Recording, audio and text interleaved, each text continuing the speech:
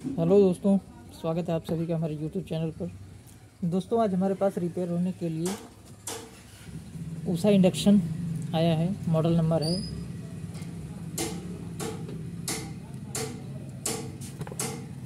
देख लेते हैं मॉडल क्या है। IC 3616। ये 1600 वाट का इंडक्शन कुकटॉप है।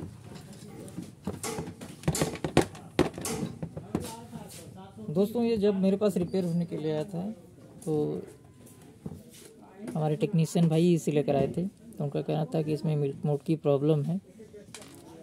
जब हमने भी टेस्ट किया तो इसमें मिल्क मोड की ही प्रॉब्लम थी। हीट हो रहा था, छोड़ रहा था।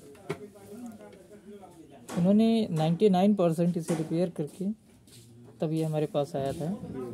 फिलहाल में ये रिपेयर हो चुका है।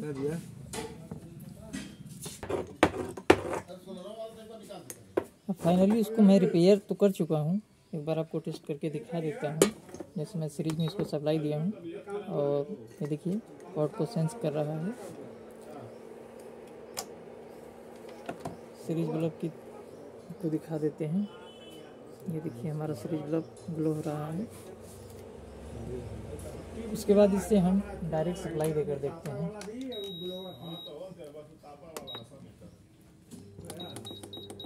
ये देखिए हमारा इंडक्शन कुकटॉप 1600 वाट पे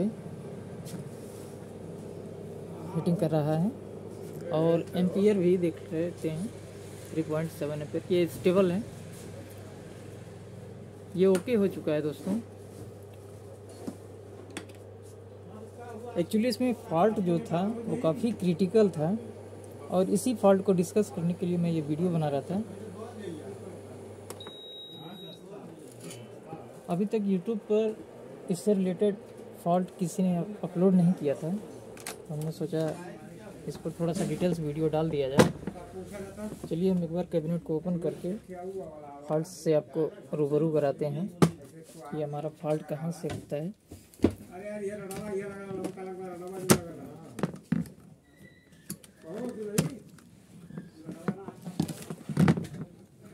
दोस्तों, जब ये मेरे पास रिपेयर होने के लिए आया था तो आपको दिखा देते हैं कि उन्होंने क्या क्या चेंज कर लिया था। ये देखिए IC में बेस नहीं लगा हुआ था।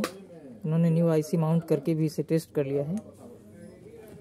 और यहाँ पर 18 वोल्ट का जीनर, IGBT और ये दोनों कैपेसिटर जो 0.3 UF का और 5 UF का कैपेसिटर लगा होता है, ये दोनों उन्होंने रिप्लेस कर लिया। और यहाँ पे जो हमारा 104 का PF लगा होता है, इसको भी रिप्लेस कर दिया था। उसके बाद यहाँ हमारी जो रेजिस्टेंस लगी होती है वहाँ पे उन्होंने प्रीसेट भी लगाया और उसको निकाल दिया था। यहाँ पर SMD में 300 ओम की रेजिस्टेंस लगी है। तो ये सारे कंपोनेंट्स चेंज करने के बाद भी ये फॉल्ट नहीं सॉल्व हुआ, तब वो हमारे पास लेकर आए थे। तो एक्चुअली में ये फॉल्ट आता कैसे है और कहाँ से इसे आसानी से सॉल्व कर सकते हैं। इस समय इंडक्शन कुकटॉप में इस मॉडल की PCB में सबसे ज़्यादा केस यही आ रहा है। जैसे ही आप इसको ऑन करते हैं ये एम्पियर लेता है, धीरे धीरे ये डाउन होने लगता है इसका एम्पियर और हीटिंग कम करता है। या एम्पियर लेगा भी तो बहुत स्लो एम्पियर लेता है, बहुत कम एम्पियर लेता है। तो सबसे पहले हम आपको PCB और अपने बनाए हुए डायग्राम से समझा देंगे। अगर ये डायग्राम आपको पता होता है तो आप किसी भी PCB को आसानी से रिपेयर कर पाएंगे। दोस्तों, ये देखिए हमारी उषा और बजाज जो हाईवे 09 की IC लगी होती है 16 पिन की। अगर मेन IC के आपके पिनों पर इतने वोल्टेज आप मेजर कर लेते हैं, अगर ये वोल्टेज ओके हैं तो मैं 99% दावे के साथ कह सकता हूँ कि आपकी मिल्क मोड की प्रॉब्लम इसमें नहीं होगी। तो फॉल्ट इसमें जो था इस PCB में, वो हमारा जो पिन नंबर 12 पे 3.1 वोल्ट से लेकर 4 वोल्ट आता है, वहाँ पर ये 1.5 वोल्ट आ रहा था। ये देखिए मैंने इस PCB में यहाँ पे R998 की लोकेशन पे 10K की रेजिस्टेंस लगी होती है SMD पैकेज में। ये हमारी पिन नंबर 12 से कनेक्टेड होती है। इसी रेजिस्टेंस की वैल्यू शिफ्ट हो गई थी, जिसकी वजह से हमारा यहाँ पर 1.5 वोल्ट आ रहा था। इसकी वजह से ये मिल्क मोड क्रिएट कर रहा था, जबकि इसका प्रीसेट भी ओके था और सारे कंपोनेंट ओके थे, कंडेंसर भी ओके थे। उसके बाद भी ये मिल्क मोड में जा रही थी। सिर्फ एक रेजिस्टेंस यही ख़राब हो गई थी, जिसकी वजह से ये मिल्क मोड में जा रही थी, हिट कर रहा था, छोड़ रहा था। तो इसको मैंने रिप्लेसमेंट करके जब टेस्ट किया तो ये ओके हो चुकी। लगभग मैं भी 2 से ढाई घंटे इस पर काफ़ी रिसर्च किया, तब जाके ये फॉल्ट मिला है। तो ये ओके के केस में हमारी जो आईसी की पिन वोल्टेज है, ये आपको नोट डाउन करके रख लीजिए, ये हमेशा यूज में आएंगी।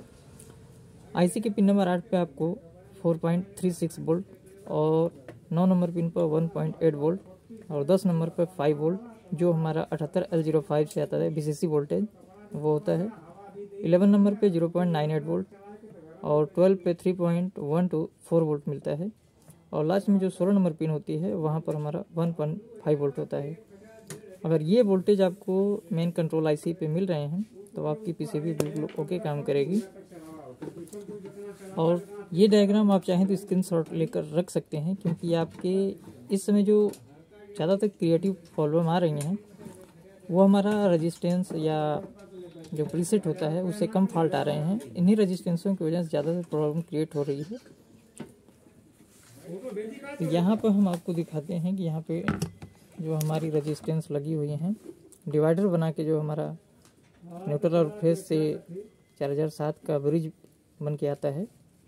रेक्टिफायर से वोल्टेज जो निकलता है हमारा R34 की लोकेशन पर जो रेजिस्टेंस लगी होती है वहाँ पर 3.5 वोल्ट मिलते हैं। और R29 की लोकेशन पे नीचे वाली जो रेजिस्टेंस लगी है, यहाँ पे आपको 1.4 से 1.5 वोल्ट मिलेगा। यहाँ पर आप वोल्टेज चेक कर लें। उसके बाद यही जो ट्रैक हमारा जाता है मेन आईसी पर फीडबैक के लिए जाता है। अगर ये वोल्टेज यहाँ से क्लियर पहुँच रहे हैं तो ये आपकी पीसीबी ओके वर्क करेगी, मिल्क मोड की समस्या नहीं आएगी इसमें। दोस्तों, ये काफ़ी इंटरेस्टिंग फॉल्ट था, इस वजह से मैं इसका वीडियो बना रहा था, क्योंकि लगभग 2.5 से 3 घंटे मैं खुद इस पर समय दे चुका हूँ, जिसकी वजह से मुझे लगा कि इसका वीडियो अपलोड कर देना चाहिए। अगर वीडियो पसंद आया हो तो लाइक और चैनल को सब्सक्राइब जरूर करें। दोस्तों, अभी हमारा कार्ड बिल्कुल ओके हो चुका है, मैंने आपको टेस्ट करके भी दिखा दिया।